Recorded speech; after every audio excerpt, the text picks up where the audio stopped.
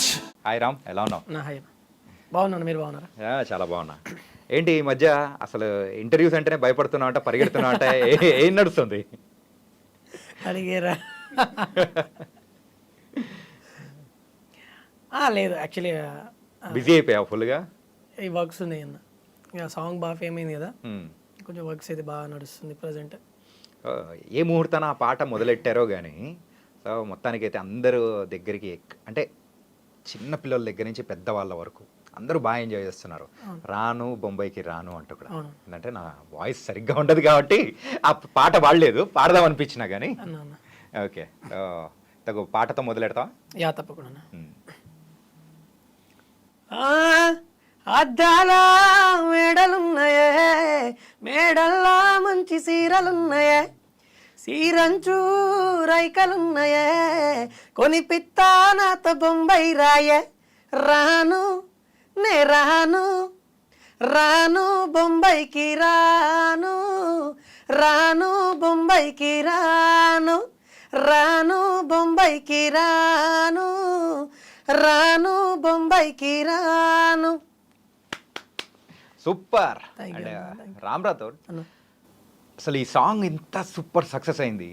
And ఎక్కడైనా కానీ పల్లెటూర్లలో ఆటోల వాళ్ళ దగ్గర నుంచి మరి ట్రాక్టర్లో మరి వెళ్తున్న కూలి అన్న వాళ్ళ దగ్గర నుంచి అందరూ పెట్టుకొని మస్తు ఎంజాయ్ చేస్తున్నారు. ఎలా అనిపిస్తుంది అసలు ఇంత సక్సెస్ అవడం? చాలా హ్యాపీగా ఉందన్న. అంటే నేను రీల్స్ చూస్తున్నా, ఆ రీల్స్లలో దాదాపు మన ఇండియాలో ఉన్న పల్లెటూరు నుంచి అమెరికాలో ఉన్న వాళ్ళు కూడా నా పాటకి డాన్స్ చేస్తున్నందుకు నిజంగా నాకైతే చాలా హ్యాపీగా ఉంది అండ్ ప్రౌడ్గా కూడా అనిపిస్తుంది. ఎందుకంటే మన తెలుగు పాట ప్రపంచ స్థాయిలో నిజంగా ఒక ఉర్రూతు లోపిస్తుంది. అసలు నిజంగా నాకైతే చాలా హ్యాపీగా ఉంది. నా లైఫ్లో ఇది బెస్ట్ అచీవ్మెంట్ అనిపిస్తుంది.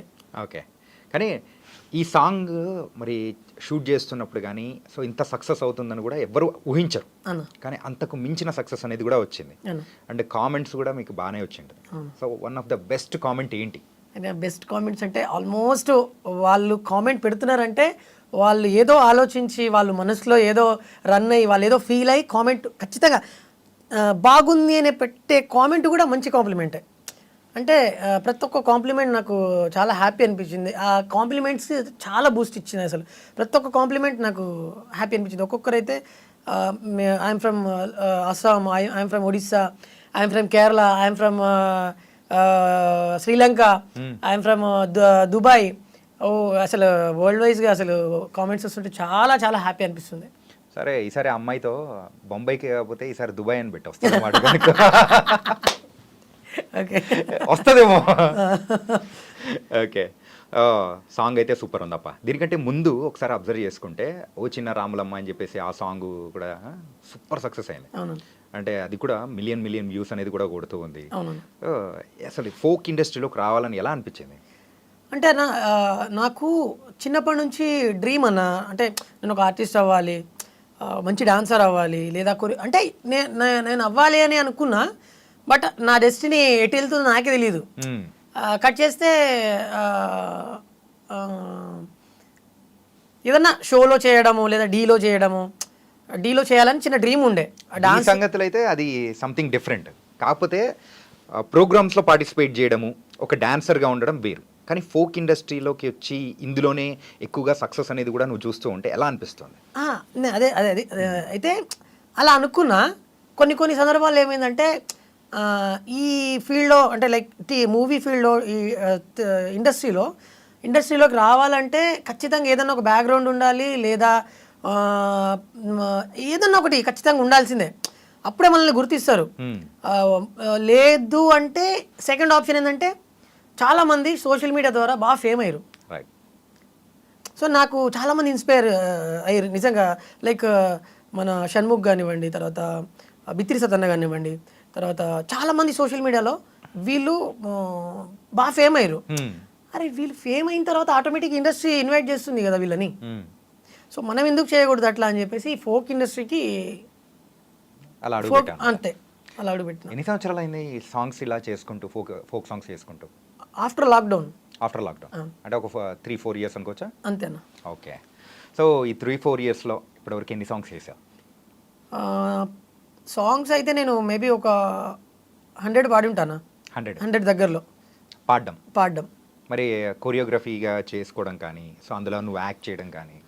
నేను యాక్ట్ చేసింది ఒక 40 దగ్గర ఉన్నాయినా, అంటే ఇంకా రిలీజ్ అయ్యేటి ఉన్నాయి, ఓకే, పెండింగ్ ఉన్నాయి, చాలా సాంగ్స్ ఉన్నాయి, అవి రిలీజ్ అయ్యేటి ఉన్నాయి. ఇప్పుడు ఒక్కొక్కటి అయితే 1.5 year కింద చేసిన సాంగ్స్ ఇప్పుడు రిలీజ్ అవుతున్నాయి.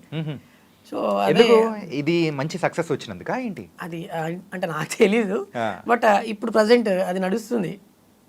ఓకే. అండ్ సో ఇప్పుడైతే కంప్లీట్గా సో యువర్ డెస్టినీ అనేది డిఫరెంట్గా ఉంది. ఓకే, సో అసలు ఊహించుకున్నావా ఇలా ఇంత దూరం వస్తానని చెప్పేసి? అలా అంటే అన్న అసలు ఎక్స్పెక్ట్ చేయలేదు నిజంగా. మనం 100% మన ఎఫర్ట్ పెడతాం. ఇప్పుడు ఏదైనా ఒక బిజినెస్ అవ్వండి, బిజినెస్ కానీ ఇంకేదైనా ఏ ఫీల్డ్లోనైనా మనం 100% ఎఫర్ట్ పెడతాం, మన ఫలితం అయితే ఆశించకూడదు. సో నేను అలాగే ఉన్నా. నా చిన్న రాములమ్మ విషయంలో కానివ్వండి, తర్వాత ఈ సాంగ్స్ అన్నిట్లో నేను అన్ని సాంగ్స్ 100% ఎఫర్ట్ పెట్టా. రిజల్ట్ ఆలోచించలేదు ఎప్పుడు, బట్ ఆ రిజల్ట్ అనేది ఆటోమేటిక్గా నాకు అచీవ్ అవుతుంది. కానీ అది మామూలు అచీవ్మెంట్ కాదు. కానీ యాజ్ ఎ సింగర్గా అండ్ ఒక డాన్సర్గా కానీ ఇవన్నీ చేస్తున్నావు, కానీ లిరిసిస్ట్ అనేది ఎక్కడి నుంచి వచ్చింది అసలు? అది ఏంటంటే అది ఉండాలి, ఏంటంటే మినిమమ్ ఆ నాలెడ్జ్ కానీ అది కంప్లీట్ డిఫరెంట్ ఉండాలి.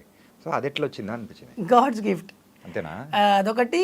తర్వాత చిన్నప్పుడు ఒక స్కూల్ ఫంక్షన్లో వివేకానంద స్కూల్ అని మా భూత్పూర్ విలేజ్లో, అదే మెయిన్గా ఒకప్పుడు నేను నా చిన్నతనంలో, నేను నాకు 7-8 years ఉన్నప్పుడు, అంటే ఇప్పుడు కూడా ఉంది, బట్ ఆ స్కూల్కి నరసింహ సార్ అని ఉంటాడు, ఆయన విలేకరే. ఆయనకి చాలా మంది, చిరంజీవి సార్ కూడా తెలుసు. సో ఈయన పెద్ద పెద్ద వాళ్ళని ఇన్వైట్ చేస్తుండే గెస్ట్గా. సో నేను వెళ్ళినప్పుడు గోరింటి వెంకన్న సార్ వచ్చాడు అక్కడికి. వచ్చినప్పుడు సంతా మా ఊరి సంతా అని సాంగ్ పాడిండు. నేను ఎక్కడో క్రౌడ్లో ఎక్కడో మూలలో ఉన్నా, ఆ పాటలు పాడుతున్నాడు, ఆయన ఎంటర్టైన్ చేస్తుంటే ఇంతమంది జనాలు అట్లా కూర్చొని చూస్తున్నారు, చప్పట్లు కొడుతున్నారు, ఇంత ఎంటర్టైన్ అవుతున్నారు. ఆయన అరే అమ్మ అసలు మనం ఎందుకు చేయకూడదు ఇట్లా, మనం ఎందుకు కాకూడదు, ఆ స్టేజ్కి మనం ఎందుకు వెళ్ళకూడదు అని ఆ చిన్నప్పుడే కొంచెం అలా ఊహించుకుంటుండే. అంత క్రౌడ్లో అసలు భలే అనిపిస్తుండే అది. ఆయన మాట చెప్పిండు, పాట రాయడం చాలా ఈజీ అన్నాడు. అట్లెట్లా, ఓకే, ఎలా అసలు ఎలా సాధ్యమవుతుంది అని చెప్పేసి ఆలోచించిన. ఎలా అన్నాడు అంటే, ఇప్పుడు తమలపాకు కట్ట, కొత్తిమీర కట్ట, బుట్ట, ఈ ప్రాసలు మనకి ఎండ్ ఆఫ్ ది లైన్, ఆ లైన్కి ఎండ్లో ఆ ప్రాస అనేది క్లియర్గా కలిసేటట్టు మనం ఏదైనా వర్డ్స్ క్రియేట్ చేసుకోవాలి. ఒక పదాన్ని అంటే లైక్ ఒక సిచ్యువేషన్ని చూసి ఆ సిచ్యువేషన్ క్రియేట్ చేసుకున్నప్పుడు ఆ పాటలో ఆ పదాలు ఇవన్నీ వర్ణించేటప్పుడు ఆ ప్రాస మర్చిపోకుండా కరెక్ట్గా కుదిరేటట్టు పాటని రాయాలి. అందుకేనేమో ఈ బొంబాయికి సాంగ్ దాంట్లో అయితే స్టార్టింగ్ మరి మేడ అంటావు, మేడ తర్వాత చీర అంటావు, చీర తర్వాత చీర అంచు అంటావు, తర్వాత బొంబాయి తీసుకుపోతారా అన్నీ ఉన్నాయంటావు. సో అలా వచ్చిందేనా ఇది కూడా? అద్దాల మేడలు ఉన్నాయే, మేడల్లా చీరలు ఉన్నాయే, చీరంచు రైకలు ఉన్నాయే, కొనిపిత్తా నాతో బొంబాయి రాయే. ఆ ఎండింగ్ లో ప్రాస అనేది ఖచ్చితంగా ఉండాలి. ఆ ప్రాస ఉంటేనే పాట అదొక కవిత్వం. ఇక ఆ కవిత్వం ఆ టైప్ ఆఫ్ లిరిక్స్ అనమాట. సో నేను అది మైండ్లో పెట్టుకొని చాలా ట్రై చేశా. లాక్డౌన్లో కూర్చొని ఏం పని చేస్తాం ఇంట్లో, మనం ఏం నేర్చుకోవాలి, ఖాళీగా ఉండి ఏం చేస్తాం ఇంట్లో, బయటికి వెళ్ళలేము, లాక్ చేసేసి ఇంట్లో పడేసారు అందరినీ. ఏం చేయాలి, ఏం నేర్చుకోవాలి అని చెప్పి ఆ 3 months లిరిక్స్ రాయడం నేర్చుకున్నా. మనకి ఎప్పటికైనా యూజ్ అవుతుంది, బతుకుతామా చచ్చిపోతామా అది తర్వాత విషయం, ఒకవేళ బతికితే మనకి ఇది యూజ్ అవుతుంది ఖచ్చితంగా అని చెప్పి లిరిక్స్ రాయడం నేర్చుకున్నా. బాగా థింక్ చేసేటోని, నైట్లో అయితే నిద్రపోకపోయేది అసలు.